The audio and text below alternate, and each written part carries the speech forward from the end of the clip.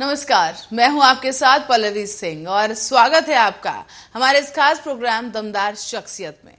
हर बार की तरह आज फिर एक बार हाजिर हूं मैं दमदार शख्सियत के साथ, जिन्होंने सामान्य से सियासत तक का सफर तय किया है और लोगों के बीच एक अहम स्थान हासिल किया। ये शख्स हैं जहानाबाद विधानसभा के बीजेपी विधायक राजेंद्र सिंह पटेल, जिनसे आर्य न्यूज की टीम ने खास बातचीत की है और इस बातचीत का एक खास अंश हम आपके लिए लेकर आए हैं, जहां राजेंद्र सिंह पटेल ने बहुत ही बेबाक ढंग से अपना सफर बयां किया है। आज हम जहानाबाद विधानसभा के बिनकी नगर में पहुंचे हैं और यहां पर योगी सरकार 2 के बीजेपी के जहानाबाद विधायक राजेंद्र सिंह पटेल से आर्या न्यूज की टीम मिलने आई हुई है और जहानाबाद विधायक राजेंद्र पटेल जी से हम उनके व्यक्तिगत जीवन के बारे में जानेंगे, क्योंकि बताया जाता है कि ये यहाँ के जो विधायक पहले भी रह चुके हैं, पूर्व मंत्री भी रह चुके हैं और इनकी जो एक सबसे बड़ी आदत है जिसको जनता भी पसंद कर रही है कि मृदुभाषी होना। तो आज हम ऐसे जनप्रतिनिधि विधायक जहानाबाद विधायक राजेंद्र सिंह पटेल जी से बात करेंगे कि आखिरकार उन्होंने अपने जीवन में जो राजनीति का सफर रहा कैसे शुरू किया, कहां तक पहुंचे और इनकी आगे जाने की क्या इच्छाएं हैं, हम इनसे इसी संबंध में बात करेंगे। आइए हम बात करते हैं राजेंद्र जी पटेल से। हमारे साथ जहानाबाद विधायक श्री राजेंद्र जी पटेल जुड़ चुके हैं। हम उनसे बात करेंगे सबसे पहले कि उनका व्यक्तिगत जीवन क्या था और कहां से उन्होंने अपने जीवन की शुरुआत किया। विधायक जी नमस्कार। नमस्कार। विधायक जी, राजनीति में मैं राजेंद्र सिंह पटेल, विधायक जहानाबाद। मेरा जो राजनीतिक शुरुआती या प्रारंभ में मैंने राजनीति में सेवाओं करके जनता के बीच जा करके संपर्क करते रहे। शुरुआत में जब बीपी सिंह जी आए थे तो उनके चुनाव में भी मुझे एक अवसर मिला था प्रचार प्रसार करने का। उस समय विद्यार्थी जीवन में शिक्षा भी ग्रहण कर रहे थे, शेष समय में राजनीति में भी चुनाव जब आते थे तो उन चुनाव में भी सहभागिता हुई। इसके बाद 1995 में मैं बहुजन समाज पार्टी में महामंत्री था विधानसभा का, बिनकी का, और विशंबर निषाद जी चुनाव लड़ने आए थे लोकसभा का, तो उनके चुनाव में अहम भूमिका रही। चुनाव जीतने के बाद 1996 में जब विधानसभा के चुनाव आए तो बसपा ने मुझे भी प्रत्याशी बनाया बिनकी विधानसभा से, और बिनकी विधानसभा में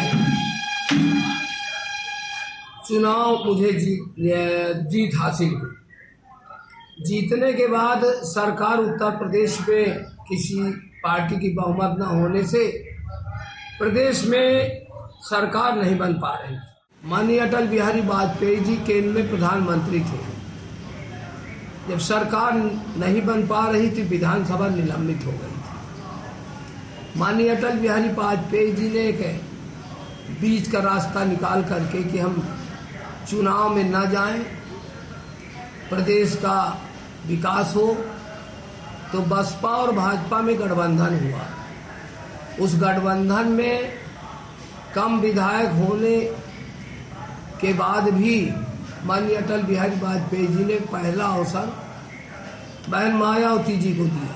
ये बताइए कि आप कहाँ के रहने वाले हैं और पारिवारिक बैकग्राउंड क्या है, इन सारी चीज़ों के बारे में आप हमारे दर्शकों को। देखिए, हमारे जो बाबा परदादा थे वो बिनकी में भी रहते थे और हमारा ग्राम जहानपुर डी विकासखंड मलवा में पड़ता है, कोतवाली बिनकी है।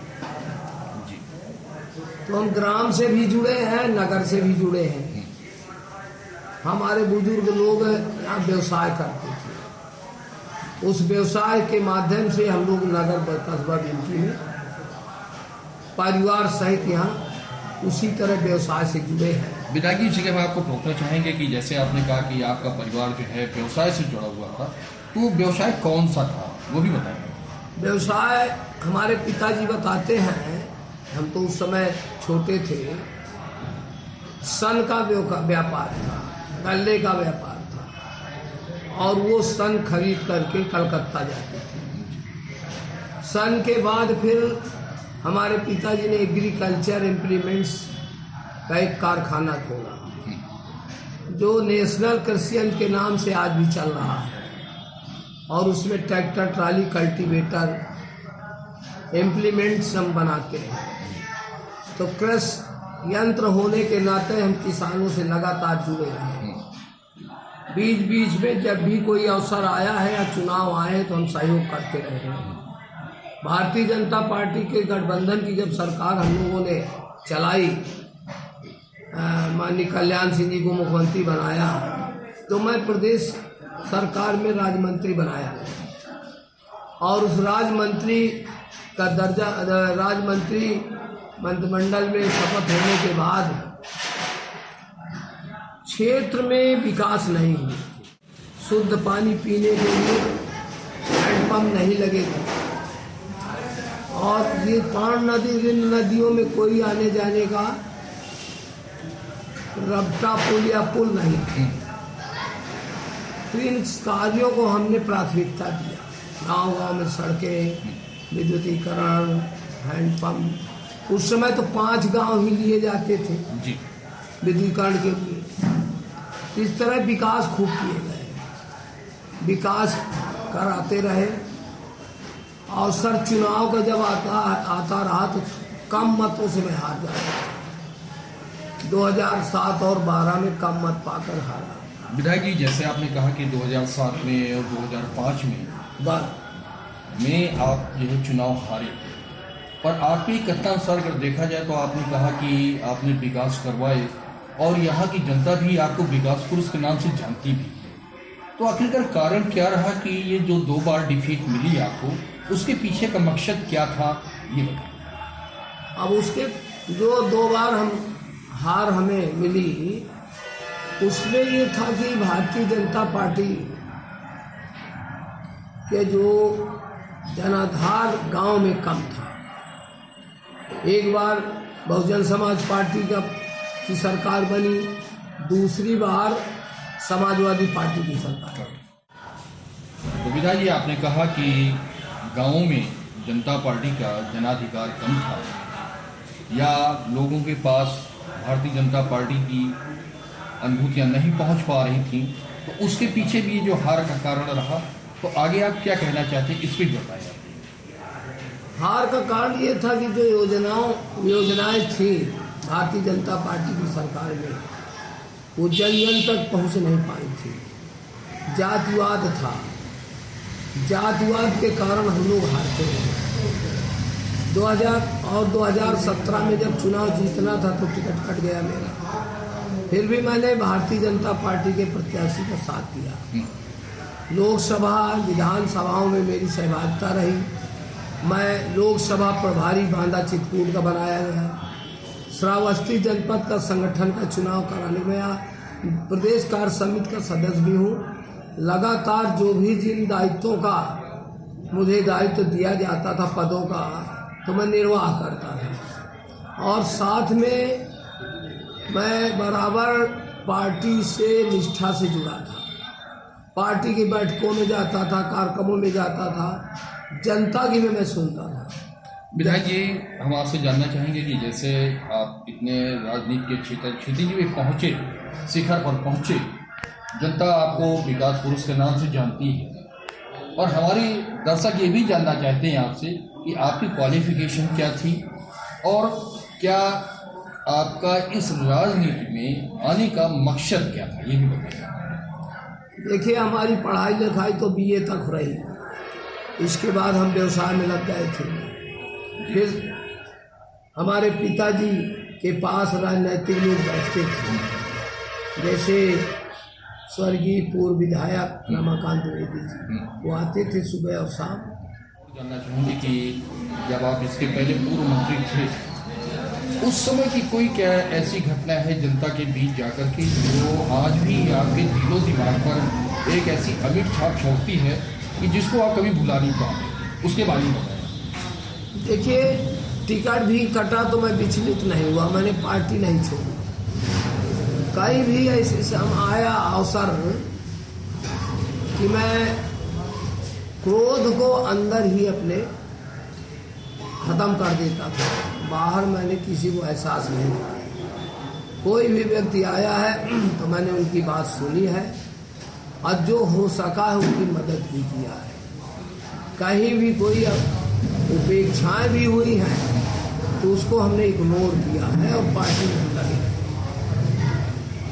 अगला सवाल बताइए, हम आपसे करेंगे कि जैसे कि योगी सरकार 2 में इसके पहले भी सरकार ने बहुत सारी घोषणाएं की, पर एक सबसे बड़ी बात आती है कि किसानों के लिए या रोड में चलने वाले वाहनों के लिए ये कहा गया कि हमने रोड मुक्त सड़कें बनाई हैं। पर अगर हम बात करें तो बिनकी नगर से और ललौली तक जाने में जो रोड पे बड़े बड़े गड्ढे हैं, तो उनको देखते हुए क्या कहेंगे कि क्या केवल वो जुमलेबाजी थी या केवल जनता को लुभाने के लिए एक प्रयत्न किया? शासन की मंशा है गड्ढा मुक्त अभियान चला करके गड्ढे भरे जाते हैं, सड़क नई बनाई जाती है।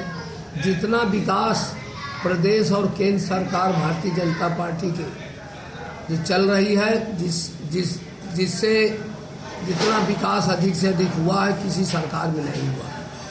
जहाँ गड्ढा की रही बात, जो आपने बताया कि चौडगरा बिनकी से ललौली तक गड्ढे हैं, ये ओवरलोड के कारण गड्ढे हैं। हमने जिले के अधिकारियों से भी वार्ता किया है कि ओवरलोड बंद किया जाए। ओवरलोड के कारण 2-2, 3-3 फीट के गड्ढे सड़कों में हो गए हैं। तो निश्चित रूप से हमें ऐसा विश्वास है कि गड्ढा मुक्त सड़कें होंगी, ओवरलोड भी बंद करने में अधिकारी पूरा अपना सहयोग करेंगे। एक सवाल हम और जानना चाहेंगे या हमारे दर्शक भी जानना चाहेंगे कि जैसे कि विपक्ष की पहले जो सरकार थी, योगी सरकार थी, योगी सरकार में जिन मंत्रियों ने, अगर कहा जाए, मैं नहीं कह रहा, ये जनता कह रही है कि मलाई खाने वाले डिपार्टमेंट मिलने के बाद और इस सत्ता के परिवर्तन के समय पर जिन लोगों ने पार्टी का साथ छोड़ दिया, तो क्या ऐसे लोगों के लिए भी कोई कानून होना चाहिए कि जो दल बदलने की जो राजनीति चल रही है उसके लिए भी क्या कानून होना चाहिए? इसके बारे में आप देखिए, हमारे संविधान में हर तरह की व्यवस्था है, दल बदल कानून भी है। लोगों को पार्टी से जुड़कर काम करना चाहिए, तो सत्ता और पद आते हैं और चले जाते हैं। ये सेवाएं हैं, हम पद में रहकर भी सेवा करेंगे, पद में नहीं है तो भी सेवा करेंगे। अब जिसको दल ही बदलना है तो जनता जब समझ जाती है, भले वो कुछ दिन न समझे या उसका व्यक्ति लाभ उठा जाए, पर जब समझती है तो दल बदलने वालों को फिर स्थान नहीं मिलता है, वो निराश ही हो जाते हैं। अभी आपने देखा उत्तर प्रदेश के चुनाव में जिन लोगों ने भारतीय जनता पार्टी में मंत्री रहे, विधायक रहे, और जिन्होंने पार्टी को छोड़ करके समाजवादी पार्टी में कुछ चले गए, कुछ अपना अलग से अस्तित्व बनाने में उनके साथ गठबंधन किया, तो उनका हाल क्या हुआ? जो भी इस बहती धारा से विपरीत चलेगा तो उसका अंत हो जाएगा। जैसे माननीय मोदी जी कहते हैं, अब आप देख रहे हैं कांग्रेस मुक्त भारत उत्तर प्रदेश में दिखाई देने लगा कि उनका एक ही विधायक जीत के आया।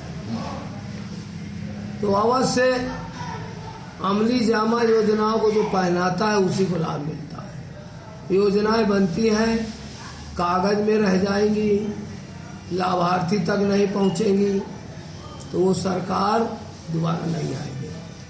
और जो योजनाएं बनी और अंतिम व्यक्ति तक लाभ मिला लोगों को, तो सरकार की प्रशंसा भी करते हैं और सरकार का साथ देते हैं।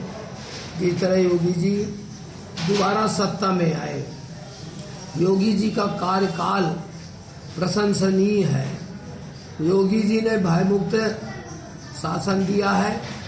गुंडा माफियों के अपराधियों का जो सजा जेल में है, या योगी जी का बुलडोजर भी चला है अगर अवैध निर्माण किया है किसी ने, तो इस तरह बराबर योगी जी उत्तर प्रदेश को उत्तम प्रदेश ले जाने में सफल हुए। अवैध निर्माण पर या अवैध कब्जों पर बुलडोजर भी चल रहा है। आपने एक शब्द और कहा भी इस बीच में कि भय मुक्त समाज। अच्छी बात है, जनता के बीच में योगी जी भी पसंद किए जा रहे हैं, माननीय नरेंद्र मोदी जी भी पसंद किए जा रहे हैं। पर अभी ये एक हफ्ते के अंदर प्रयागराज में दो ऐसी घटनाएं हो गई, तो क्या वहाँ का प्रशासन इतना सजग नहीं था? क्या कारण था कि 7 हत्याएं हो गई, जिसके बारे में अभी तक कोई गिरफ्तारी नहीं? देखिए, उत्तर प्रदेश सरकार कानून व्यवस्था में चुस्त है। अपराधियों को दंड दिलाने में भी उसकी पूरी मंशा है। जो भी ये घटना आपने प्रयागराज की बताया, निश्चित रूप से दोषी पकड़े जाएंगे, उनको दंड मिलेगा। निर्दोष को हम दोषी नहीं बनाएंगे और उसकी जांच भी चल रही है।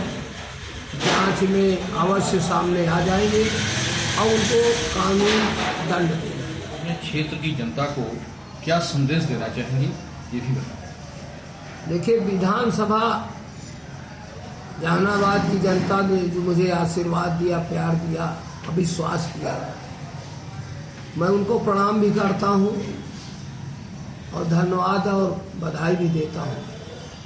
साथ में जो उन्होंने विश्वास किया है कि राजेंद्र पटेल हमारी सुनेंगे, हमारे कार्य होंगे, सरकार की योजनाओं को हमें लाभ मिलेगा।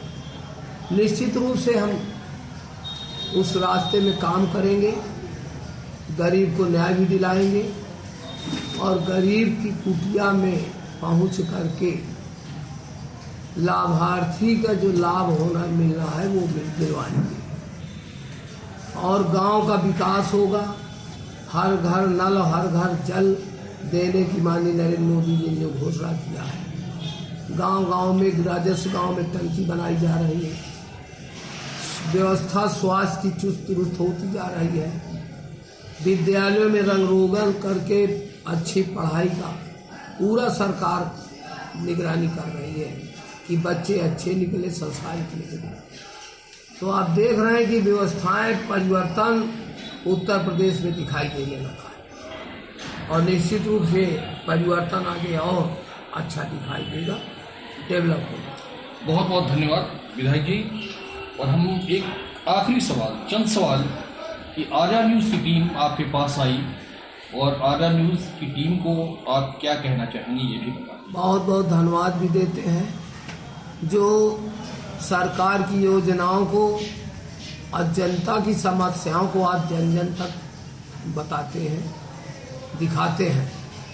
तो निश्चित रूप से जब कोई आपके न्यूज़ के माध्यम से समस्या की जानकारी मिलती है तो उसमें भी हम लोग ध्यान देते हैं, अधिकारी भी ध्यान देंगे, तो लोगों को न्याय मिलता है। तो ये पारदर्शी सरकार है, ये छिपाना कुछ नहीं चाहती। जो भी हो पारदर्शी हो, लोगों को समझ में आ जाए कि हमारे साथ सरकार खड़ी है, हमारा साथ दे रही है। आपने हमारी जहानाबाद विधायक राजेंद्र सिंह पटेल बीजेपी की जो विधायक हैं, इनसे मेरी बात हुई। इनके साथ जो हमने प्रश्नोत्तर किए, इन्होंने बड़ी बेबाकी के साथ उन्होंने हमारे प्रश्नों का जवाब दिया है। तो ऐसा लगता है कि इनसे बातचीत करने के दौरान जो इनको विकास पुरुष का नाम दिया गया है, तो जरूर ये विकास पुरुष के नाम से पहले भी थे और आगे भी रहेंगे। कैमरामैन अमजद के साथ अमरदीप त्रिपाठी, आर्या न्यूज़, पटेल।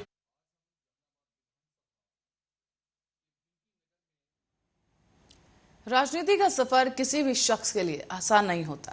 शायद इसीलिए कहा जाता है कि सत्ता की गद्दी पर बैठने वाले के सिर पर कांटों से भरा ताज होता है। बहरहाल नेताजी और विधायक जी ने कई आश्वासन यहाँ पर दिए हैं और शायद इसीलिए उन्हें विश्वास और विकास पुरुष भी कहा जाता है। इसीलिए वो जनता के बीच काफी प्रसिद्ध भी हैं। बहरहाल उम्मीद करते हैं कि आपको आज की हमारी पेशकश पसंद आई होगी और कल फिर हाजिर होंगे एक और दमदार शख्सियत के साथ। तब तक के लिए नमस्कार।